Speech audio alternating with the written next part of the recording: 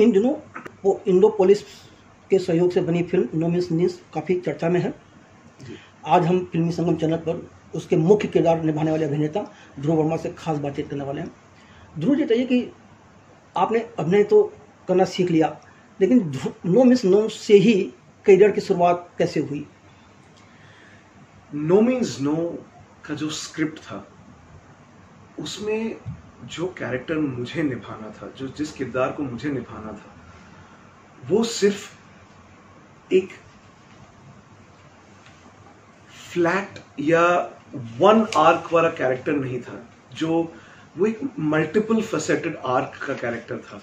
और मैं हमेशा चाहता था कि यदि मैं एक फिल्म में अपना करियर की शुरुआत करूं, तो एक चैलेंजिंग कैरेक्टर से शुरुआत करूं, एक चैलेंजिंग स्क्रिप्ट से शुरुआत करूं, जो कि -33 में जो शूटिंग हुआ, एक खुद के लिए एक चैलेंज था। इसका जो स्क्रिप्ट था, इसमें जो डिटेल्स लिखे हुए, एक सोशल मैसेज ओरिएंटेड जो स्क्रिप्ट था, एक चैलेंजिंग एजुकेशनल अवेयरनेस, वैसा एक प्रोजेक्ट था। तो इसमें मेरी जो करियर की शुरुआत हुई, मैंने खुद के लिए एक चैलेंज बना के रखा था कि मैं ऐसे कैरेक्टर को एकदम जस्टिस दे के निभाऊंगा। आपको फिल्म नो मीन्स नो का ऑफर कैसे मिला था? क्योंकि आप भारत में रहते हो, फिल्म तो पोलैंड में बनी है। जी जी, नो मीन्स नो का ऑफर मिला था जब हम लोग पोलैंड में थे। वहां पर नो मीन्स नो के ऑडिशंस चालू हुए थे और वहां पर ये स्क्रिप्ट की बातें चल रही थी और वहां पर ऑडिशन लिया गया था मेरा फॉर दिस कैरेक्टर राज। उन्हें मेरा ऑडिशन पसंद आया। उन्होंने मुझे स्क्रिप्ट का एक बर्फ में एक सीन का एक कटिंग दिया था, जहां जो मैंने ऑडिशन में किया था। और उस सीन में मुझे यही पसंद आया कि मैं कहीं और हूं। था तो मैं एक कमरे में, पर मेरे इमेजिनेशन में मैं पहाड़ पर था, बर्फ के बीच में था। तो मुझे लगा नहीं कि मैं एक ऑडिशन दे रहा हूं, मैं बस उसमें खो गया। और शायद यही चीज उन्हें पसंद आई और इसी वजह से उन्होंने मुझे चुना एंड फिर ये प्रोजेक्ट की अच्छी शुरुआत हुई। आपके अनुसार फिल्म नो मीन्स नो क्या है? फिल्म नो मीन्स नो का जो सेंट्रल मोटिव है, जो फिल्म को बढ़ाता है, जो फिल्म के एकदम रूह में बसा हुआ है, वो है वुमेन एम्पावरमेंट। यहां पर और पूरी दुनिया में एक औरत के पास ऐसी शक्ति है जो हमारे समाज में पेट्रियार्की, मिसोजिनी के वजह से कई बार एक औरत वो शक्ति को दिखा नहीं पाती है। और जब वो दिखाना चाहती भी है तो उसे बोला जाता है कि नहीं, तुम औरत हो, तुम्हें ऐसे रहना है, वैसे रहना है। पर इस फिल्म में हम वो नहीं दिखा रहे। हम दिखा रहे कि अगर एक औरत चाहे तो वो ये शक्ति को दिखा सकती है। अगर एक औरत चाहे कि उसने एक डिसीजन उसने एक फैसला किया है, तो वो फैसले को पूरा करके रहेगी और उसे कोई नहीं रोक सकता।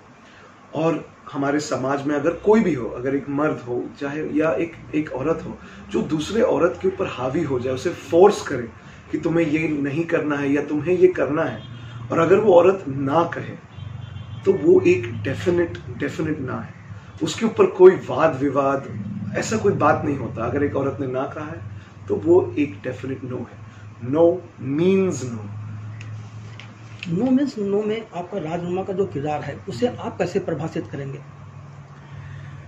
राज जो कैरेक्टर है, उसमें और मुझ में कई सिमिलैरिटीज है, इसलिए शायद उसे निभाने में मुझे थोड़ी आसानी भी हुई। क्योंकि जो कैरेक्टर राज है और जो मैं हूँ, हम दोनों को स्पोर्ट्स अच्छा लगता है और फिल्म में राज एक स्पोर्ट्समैन है, एक स्की चैंपियन है। फिर राज ऐसा नहीं है जो सिर्फ बाहर कुछ बोलता है, अंदर से कुछ अलग सोचता है। वो डायरेक्ट है, उसके मन में जो आता है वो कहता है। और मोर देन उसका सोच के उसका जो दिल है, वो उसके डिसीजंस को जांच करता है। तो he is a emotional man, he is a man driven by his heart. And मैं ऐसा ही हूं। जब अगर मेरे दिल ने मुझे कुछ कहा तो मैं वो करूंगा। आप थोड़ा दर्शकों को समझाएंगे स्कीइंग स्पोर्ट्स है क्या? स्कीइंग स्पोर्ट्स एक ऐसा स्पोर्ट्स है जहां पर आपके पैर पे 2 बोर्ड्स लगे हुए हैं, आपके हाथ पे 2 पोल्स हैं और आप एक स्की लिफ्ट से कूदकर माउंटेन से नीचे स्लाइड करते हुए जाते हैं। अब इस स्पोर्ट में आपको आपका जो गियर है, आपका स्टीयरिंग व्हील, आपका बॉडी, तो आपको अपने बॉडी से अपने आप को स्टीयर करते हुए उस पहाड़ से नीचे जाना है। और स्कीइंग इंडिया के लिए एक नई बात नहीं है, क्योंकि हमारे पास कई अच्छे स्की लोकेशंस है गुलमर्ग में, पर इस फिल्म के द्वारा इंडिया में स्कीइंग एक नए रूप में लाई जा रही है और ऑडियंस के लिए एक नए एक्साइटिंग वे में पेश किया जा रहा है स्कीइंग। तो स्कीइंग एक बहुत ही कॉम्प्लेक्स स्पोर्ट के साथ एक बहुत ही फन स्पोर्ट है, जो पूरी दुनिया में बहुत लोग करते हैं, इंडिया में भी बहुत लोग करते हैं और इंडिया में अब और लोग भी करने लगेंगे स्कीइंग। राज वर्मा के किरदार के साथ न्याय करने के लिए आपने किस किस तरह की तैयारियां की, क्या क्या सीखना पड़ा और उसमें किन किन लोगों ने मदद की? जी, राज वर्मा का जो कैरेक्टर है, जैसे कि मैंने पहले कहा कि वो एक स्पोर्ट्समैन है, स्की चैंपियन है, तो ऑफ कोर्स उसके लिए स्कीइंग सीखना पड़ा और स्कीइंग की एडवांस ट्रेनिंग लेनी पड़ी हमें। तो वहाँ पर पोलैंड में स्वारदोन स्की रिसोर्ट में हमारे पास बहुत ही अच्छे इंस्ट्रक्टर्स थे, जिन्होंने हमें अच्छी तरीके से गाइड करके हमें 3 दिन में ऐसी ट्रेनिंग दी, थियोरेटिकल ट्रेनिंग दी, जो बाकी 5 महीने में वो थियरी हमारे दिमाग से कभी निकली नहीं। तो 5 महीने की जो प्रैक्टिकल ट्रेनिंग हुई हमारी, उसमें हमें कभी थियरी के बारे में सोचना नहीं पड़ा कि अब क्या करना होगा। वो हमारे अंदर से बस बह रहा था, नदी की तरह बस बह रहा था। हमें मालूम था कि जब रोकना है तो पिज्जा पोजीशन बनाना है, और जब जल्दी जाना है तो पीठ को नीचे कर देना है। वो एक नॉर्मली आता था, तो उसमें बहुत ही मदद मिला मुझे। एक्शन ट्रेनिंग के लिए, क्योंकि राज एक बहुत अकम्पलिश्ड मार्शल आर्ट्स का ट्रेनी है और वेपन शूटिंग का भी ट्रेनी है वो, तो एक्शन ट्रेनिंग के लिए मेरी ट्रेनिंग के अलावा मुझे संजय दत्त सर से बहुत अच्छी ट्रेनिंग मिली थी। उन्होंने मुझे काफी टिप्स दिए थे कि एक्शन कैसे किया जाता है, सटल वे में और एडवांस वे में, अग्रेसिव कैसे दिखा जाता है और एकदम काम कंपोज कैसे दिखा जाता है। फिर मिस्टर स्टीवन सिगाल जी ने मुझे भी काफी चीजें बताई थी एक्शन के बारे में, जो बॉडी का एक बहुत इंपॉर्टेंट त्रिकोण रहता है एक्शन में। उस त्रिकोण में आपका वेट और आपके जो हाथ है वो एकदम बैलेंस में रहते, तो आपको कोई गिरा नहीं सकता। तो ये सब चीजें मुझे बहुत काम आई। फिर एक्टिंग में मुझे मिसेस प्रीति जिंटा गुडइनफ ने बहुत सारे टिप्स दिए कि कैसे कैमरा के सामने आपके आंख को दिखाया जाता है, कैसे बैठा जाता है, कैसे, और इनवैल्यूएबल टिप्स जो लोग बातें में सोचते नहीं है, पर ये सब चीज इनके एक्सपीरियंस, इनका जो टाइम रहा है इंडस्ट्री में, उन चीजें जो इतनी वैल्यूएबल टिप्स मिली। फिर ऑफ कोर्स हमारे सेट और हमारे पिक्चर में मिस्टर गुलशन ग्रोवर सर, उनके साथ बैठने पर ही आपको कितनी चीजें सीखने को मिलती है, जो सिर्फ उनको ऑब्जर्व करने पर मालूम पड़ जाता है। आपने अभी गुलशन ग्रोवर जी की बात की। जी, गुलशन ग्रोवर जी काफी अनुभवी और वरिष्ठ कलाकार हैं। जब आपको पता चला कि आपको उनके साथ अभिनय करना है, तो आपके मन में किस तरह की हिचक थी और वो कैसे दूर हुई? हिचक इस बात की थी कि जैसा कि आपने कहा सर कि गुलशन ग्रोवर जी बड़े ही अनुभवी कलाकार हैं। उन्होंने 450 से ज्यादा बॉलीवुड और हॉलीवुड के फिल्म्स मिलाकर की हैं। तो उनके सामने एक एक्टर जो एक नया एक्टर है, भले ही उसने कितना भी स्टेज प्लेस किए हों, शॉर्ट फिल्म्स किए हों या दूसरे फिल्म्स भी किए हों, एक अनुभवी फिल्म एक्टर भी इतने एक्सपीरियंस्ड एक्टर के सामने कोई भी गलती नहीं करना चाहता। और ये अंदर से एक हिचक थी कि कुछ हो नहीं जाए। तो एक वे में वो इनफैक्ट एक बहुत ही बेटर था। हम लोग ने उस सीन के एक रात पहले 10 बार ज्यादा प्रिपरेशन की, 10 बार और रिहर्सल किए हम लोग ने, बस उनके साथ बैठने के, ताकि उनके आंख में हमारा जो लेवल है वो एक्सेप्टेबल हो जाए, तो और वो हमें शाबाशी दे। इस फिल्म में आपकी नायिका पुलिस की एक्ट्रेस हैं, उनके साथ आपकी पहली मुलाकात कैसी हुई और शूटिंग के दौरान किस तरह की केमिस्ट्री रही आप दोनों की? मेरी जो को एक्टर है मिस नटालिया बैक, वो इस फिल्म में मुख्य किरदार निभा रही है, और उनके साथ मेरी पहली मुलाकात हुई थी जब हम लोग एक डबिंग रिहर्सल कर रहे थे। अब वहाँ का एक रिहर्सल का बहुत इंटरेस्टिंग तरीका होता है, जो इसको कहते हैं डबिंग रिहर्सल। वो हमारे ट्रेडिशनल डबिंग रिहर्सल जैसे नहीं होता है। वहां पर हमें सिर्फ हमारे वॉइस से एक्टिंग करना है। तो हमारा सीन हमारे सामने होता है और उसे पढ़ के हमें उस सीन को एक्ट करना होता है, ना कोई एक्शंस के साथ, सिर्फ हमारे वॉइस के साथ, ताकि जब हम लोग एक्चुअली सीन शूट कर रहे हो तो हमारा वॉइस इधर उधर हो नहीं। तो वो रिहर्सल में मेरी मुलाकात उनके साथ पहली बार हुई थी और उस पहली मुलाकात में ही मुझे मालूम पड़ गया था कि जैसे कि मैं एक अपने आप को एक परफेक्शनिस्ट समझता हूं कि मुझे ये सीन अगर मैं कर रहा हूं तो मुझे उसे परफेक्टली निभाना है, वैसा ही मैंने ये चीज उनमें भी देखा।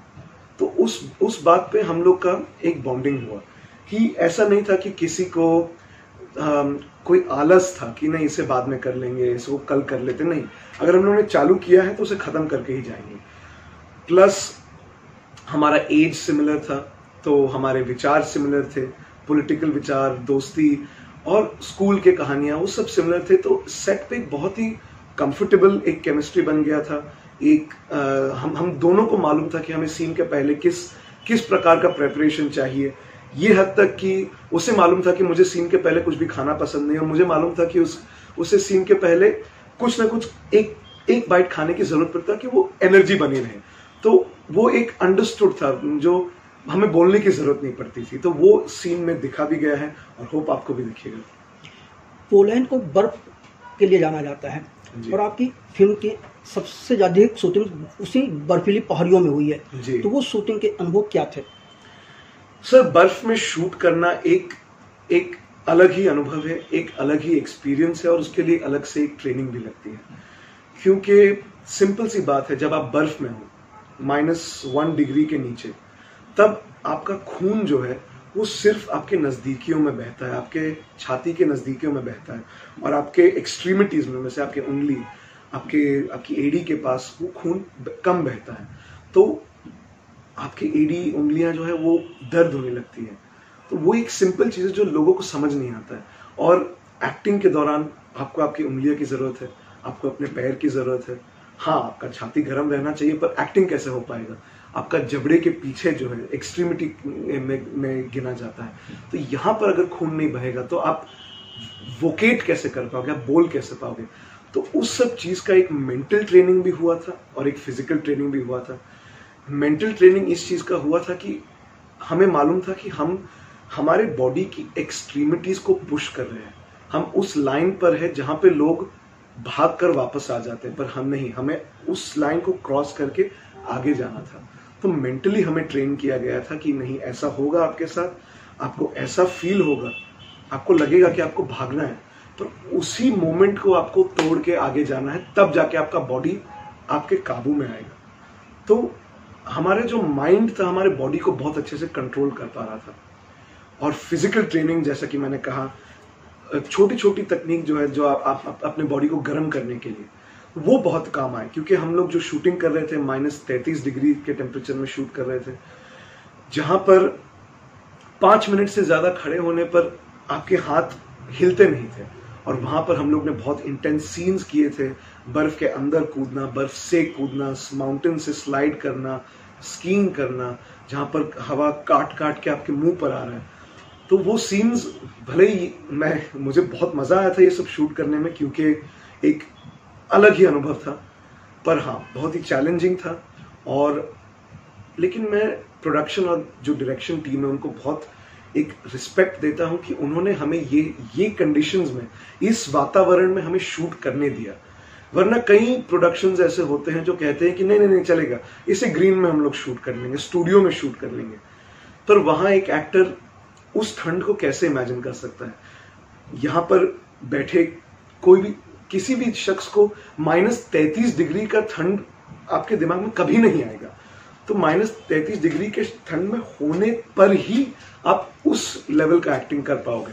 हाँ, वो अभी इसके बाद अगर मुझे कहे कि आप ध्रुव, अभी आप इमेजिन करो कि आप -33 में हो, तब मैं कर पाऊंगा। पर वो जगह में हो, कभी अगर गया नहीं हूं, तो वो इमेजिन करना इम्पॉसिबल है। आपने कहा कि खून को पूरे शरीर में दौड़ाना बहुत जरूरी होता है जी। -33 डिग्री में वो खून शरीर के हर हिस्से तक पहुंचता रहे, इसके लिए किस तरह कोई केमिकल यूज करे थे या किस तरह के कपड़े पहने थे, क्या जूते पहने थे, क्या खासियत थी? जी, कंटिन्यूटी के हिसाब से फिल्म में जो कॉस्ट्यूम्स का कंटिन्यूटी रहता है, उसमें अगर हम लोग अभी अभी एक इंडोर जगह से भाग निकले हैं तो हमारे पास आउटडोर में वो सेम कपड़े होने चाहिए। तो इंडोर में सही यही बात है कि इंडोर में कोई इतने ज्यादा कपड़े तो पहनता नहीं है। हाँ, एक जैकेट होगा, सूट होगा, ब्लेजर होगा, तो वही चीज हमें आउटडोर में मेंटेन करना था। तो हाँ, जैसे ही सीन खत्म होता था, प्रोडक्शन एकदम रेडी होता था, एक स्पेशल केमिकल आता है जो हम हमारे हाथ के ग्लव्स के अंदर डालते थे और हमारे जूते के अंदर डालते थे, जो हमारे पैर को गर्म रखते थे। फिर जो हम हॉट वाटर बैग्स जो होते थे वो प्लस ब्लैंकेट्स लेके क्रू हमेशा रेडी रहता था कि अगर हमें जरूरत पड़ी, जैसे ही कट बोला गया तो लोग दौड़ के आके उस ब्लैंकेट से हमें लपेट लेते थे। पर सीन के दौरान ये सब सुविधा हमारे पास थी नहीं। तो यही जो हमारा जो फिजिकल ट्रेनिंग था हमें बहुत काम आया कि अगर आपको हम खून को फोर्स करना है कि उंगली तक जाओ, तो कुछ एक्सरसाइजेस होते हैं, कुछ मूवमेंट्स होते हैं जो आपके खून को वहां तक पुल करता है। एक वैक्यूम टाइप का क्रिएट करके वो खून को पुल कर लेता है वहां पर। तो वो बहुत ही इंपॉर्टेंट ट्रेनिंग था। और जैसे अगर मैं मेरे को एक्टर को क्यूज दे रहा हूं पर मुझे वो सीन में कैमरा के पीछे रहना है पर आउटडोर है, तो मैं थोड़ा एक्सरसाइज, थोड़ा रनिंग, थोड़ा पुशअप्स वो करता हूं तो खून ऑटोमेटिकली उन मसल्स तक बहता है। तो वो बहुत ही अच्छा तकनीक था। एक नो मीन्स नो में एक्शन बहुत ही मायने रखता है जी। तो ऐसा कोई एक्शन सीन था जो आपके लिए सबसे ज्यादा चुनौतीपूर्ण रहा हो और या सबसे ज्यादा कठिन रहा हो? जी, ऐसा ही एक्शन सीन था जहां पर हमें एक स्नो का जो बाइक था, जो पहाड़ पे चलता है, जो रेस्क्यू बाइक था, मैं उसको चलाते हुए चालू कंडीशन में उस स्नो बाइक से कूद के रस्सी पकड़ के एक समरसॉल्ट मार के फिर माउंटेन से स्लाइड करते हुए जाना है पेट के बल। तो मेरे दिमाग में यही था कि मुझे ये सीन करना था ना, और मुझे ये स्टंट डबल को नहीं देना था, क्योंकि मुझे खुद में इतना कॉन्फिडेंस था कि मैं कर पाऊंगा। और fight for camera, action for camera की जो ट्रेनिंग थी उस पर मैं सीख चुका था कि अगर कहीं से कूदना है तो कैसे कूदना होता है, कहां पर लैंडिंग करना होता है जो आपके बॉडी को डैमेज नहीं करता। अब हम लोग जब पहाड़ पर थे, स्कीइंग के जूते पहन रहे थे। स्कीइंग के जूते मिनिमम एक जूता करीब 750 ग्राम से 1 केजी का होता है, शायद उससे भी ज्यादा 1.2 केजी का एक जूता होता है। तो कूदते समय उस वेट को मैंने फैक्टर इन नहीं किया और मैंने छलांग मारी। तो जिस प्रकार की छलांग मुझे मारना चाहिए था वो नहीं मारा मैंने। और हाँ, समरसॉल्ट तो किया मैंने, पर पीठ पे लैंड होने के बजाय मैं कंधे पर लैंड हुआ और कड़क बर्फ पर।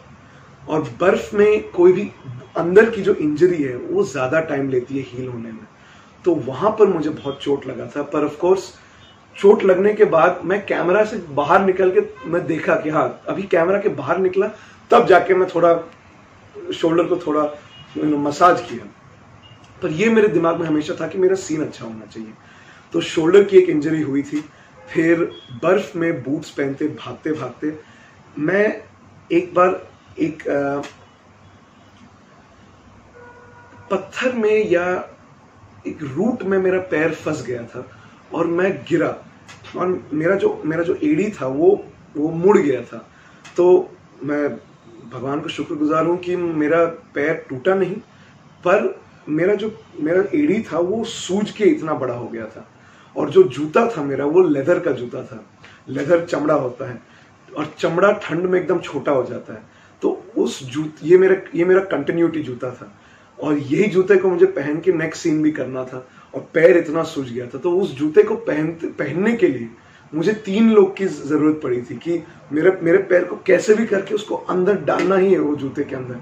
और सीन वहां पे चालू हो गया था, लाइट जा रहा था, क्योंकि ये पूरा फिल्म जो है 90% नेचुरल लाइट में शूट किया गया है। और ठंड के समय में सूरज, पोलैंड में जहां पे हम लोग शूट कर रहे थे, वो 2:30 या 3 बजे सूरज ढल जाता था। तो लाइट जा रहा है, पूरा क्रू वहां पे है, तो मैं मेरे क्रू को वेट नहीं करा सकता था। तो 3 लोग की मदद लेके, एक का कंधा पकड़ के, एक हाथ से जूता पकड़ के पैर को कैसे भी अंदर डाल के सोचा जो भी होगा बाद में देखा जाएगा। पर सीन ठीक से जाना चाहिए। फिल्म के निर्देशक विकास वर्मा को लेकर के क्या कहना चाहेंगे, उनके साथ काम करने के क्या अनुभव रहे? उनके साथ काम करना बहुत ही एक रोमांचक और दिलचस्प अनुभव रहा, क्योंकि वो बहुत ही डिटेल ओरिएंटेड है। उन्हें हर चीज की जो डिटेल है वो डॉक्यूमेंट करते हैं। वो जैसे कि वो एक एक्टर को इतने लेवल तक गाइडेंस देते हैं कि मुझे इस सीन में चाहिए कि आपकी आंख की पुतली सिर्फ यहां से वहां तक जाए। और इतना डिटेल एक एक्टर के लिए बहुत ही अच्छा होता है, क्योंकि कई बार ऐसा होता है कि डायरेक्टर अगर कुछ सोचता है, एक्टर कुछ और सोचता है, दोनों को लगता है कि नहीं मैं ये एकदम सही रूप में कर रहा हूं, और फिर क्या होता है वो टाइम भी वेस्ट होता है, क्योंकि डायरेक्टर फिर बोलता है कि एक दूसरा टेक लेते हैं, एक्टर बोलता है कि नहीं एक दूसरा टेक लेते हैं। पर यहां पर एक एक्टर को एक क्लियर गाइडेंस दिया जा रहा था कि आपको ऐसा करना है, तो आप उसी गाइडेंस में अपने आप को बेस्ट बना सकते थे, ना कि आप कुछ दूसरा सोचो। और जैसे कि मैंने पहले कहा, उनका बहुत शुक्रगुजार हूं कि उन्होंने हमें एक रियल लाइफ और एक रियल एनवायरनमेंट और इस ठंड के वातावरण में शूट करने दिया, पहाड़ पे शूट करने दिया, जो एक एक्टर के लिए एक प्लेग्राउंड था कि आपके पास सिर्फ स्टूडियो नहीं बल्कि आपके पास पूरी वादियां हैं आपके पास अपने कैरेक्टर को निकालने के लिए। हवा से लेकर, बर्फ से लेकर, पत्थर से लेकर, आपके पास एक एक्टर का एक ड्रीम था ये प्रोजेक्ट करना, बस उनके एक ये चॉइस की वजह से।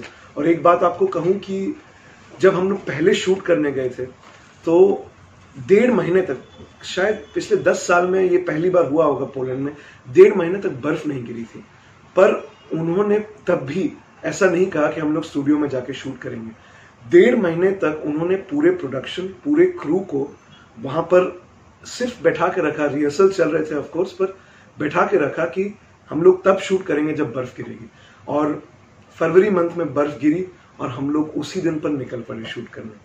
तो जी, उनके साथ शूट करना बहुत ही दिलचस्प रहा, बहुत ही रोमांचक रहा। नो मीन्स नो में पोलिश एक्ट्रेस और कुछ दूसरे कलाकारों के अलावा स्पेन के कलाकार भी हैं।